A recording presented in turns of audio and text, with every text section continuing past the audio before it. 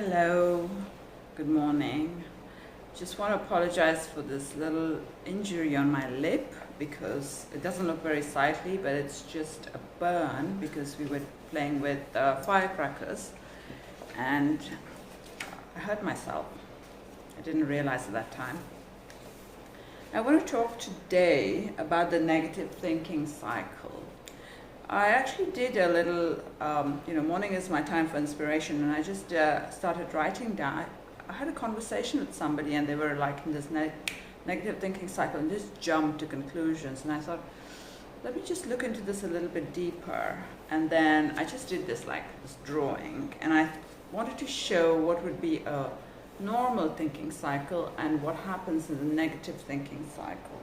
There's quite a big short circuit that happens there. And also I want to talk about where it comes from, like what's going on in the body at different points when this happens. It's a bit of a task, but I'm going to try and do this. So, this is the incident that I picked. I'm sorry you can't see it, it's on mirror, is I called a friend, okay? So you called a friend, they didn't pick up the phone, okay? And in a normal, like I know many people say, I called a friend, they didn't pick up the phone. That's because I'm not good enough, I'm shit, I'm a bad person, therefore they didn't pick up the phone. So that's kind of like a short circuit. So for many of us, we may not know what the non-short circuited version looks like. What would it look like? And what is shutting down that's causing this short circuit? Where are the shutdown responses? Let's have a look. What would be more open? So, I called a friend, they didn't pick up the phone, and then I thought, instead of thinking I'm shit, I thought perhaps they're busy, okay? And then, okay, they're busy, so that means, where am I thinking with? I'm thinking of, from their point of view, why they might not be there. And then, what do? I leave them a message. So message is an invitation. So I use my voice, or I use a message, a communication, an expression, a desire to connect. So we leave a message. I continue with my life. So I'm not sitting there stressed. I continue with my life. I've got openness, a trusting. And if the call is not returned, what do I do if the call is not returned and I really want to speak to my friend? I would call them again. I'd try again.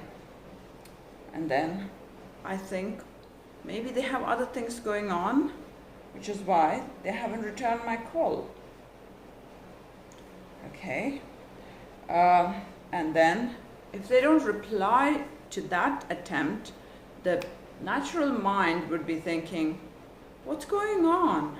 Are they okay? So you'd think, are they okay? So you're concerned about them, so you put yourself in their shoes, and are they okay? So you can see that openness that's there, okay? And then you try to check on them. Maybe you call a common friend, check if they're okay. You check their social media feed, you make sure they're okay. Or maybe you call their family, or you pop by their house to check on them, okay? If they seem okay, and yet they seem distant to you, then you think, okay, maybe they're upset with me. And if someone's upset with you, then maybe you will talk to them again, and you'd say, are you upset with me? What did I do? I thought we were good friends. So you'd communicate again, right? And then if they then said to you, no, you've been a really shit friend, that's why I don't want to talk to you, then you might think, oh, who would want to speak to me? I'm bad. Or you might think, what did I do wrong, right? So instead, if you are depressed, you're just short-circuiting it. You called a friend, if it didn't pick up, you just jump to a conclusion, I'm bad, or I'm shit, I'm not worth talking to. So this short circuit thinking is actually the cycle of depressive thinking. if you look here, there are so many places where we have to be open. You know, not naturally we would be open. Like if you see a child, you will notice this kind of openness in them. They'll check, they'll make sure they don't take it personally. If someone doesn't want to play with them, they go and play with someone else, or they come back and say, why don't you want to play with me? I like playing with you, be my friend and stuff. So that would be the open cycle. But instead, the closed cycle would just straight away jump to I'm not good enough. So this is where we go. And actually, we don't jump into these negative cycles without reason. This shutdown response comes from, see, instead of saying, perhaps they were busy, if you grew up in shame and lack of self-worth, this whole cycle is a lack of self-worth cycle. Then you would go, oh, they didn't pick up the phone, probably because I'm not worth talking to. Whereas if you didn't have that self-worth and you were used to being okay with people having a relationship with you on different terms, then you would just say, oh, they must be busy. And then, you would be open to leaving them a message. So leaving a message is communication. That's your throat chakra or your impulse. So if you are finding it difficult to leave a message, ask yourself, where have I been shut down? In my physical body, my throat, does it feel constricted? Do I feel like I can't say the words that I want to say? If it is, then maybe the body work that you need to do is in your throat area. And you could maybe shift this kind of a belief pattern. Then if you carry on with your life, you're still open enough. Then if you are thinking, if somebody didn't call me back, maybe there's something going on with them, that's related to the heart. Have you received that kind of compassion in your life where people are open to the fact that maybe you've got something else going on? Or when you were a child, say if you did something, maybe you dropped something, did someone say, oh, that's okay, we all make mistakes? Or did they say, oh, you did that on purpose? Were they jumping to judgment? Because if they are jumping to judgment, then you might find that you are also doing that because that's what was modeled to you. You don't realize that actually you just got to give people a bit of room, for them to come back. And then you think about maybe there were other things going on, then you remember that, again, you communicate. You try to communicate again. That would be a natural impulse because you try to contact them, they're not contactable, you try to contact them again. And then then you check on them. Now again, checking on someone, there is an inherent assumption that they would have called you if they were okay. There is a sense of trust in that relationship, the connection that is trust. So there's trust in the connection. That would look, if you were a young child, that would look like, oh, you couldn't finish your homework. You're finding it hard.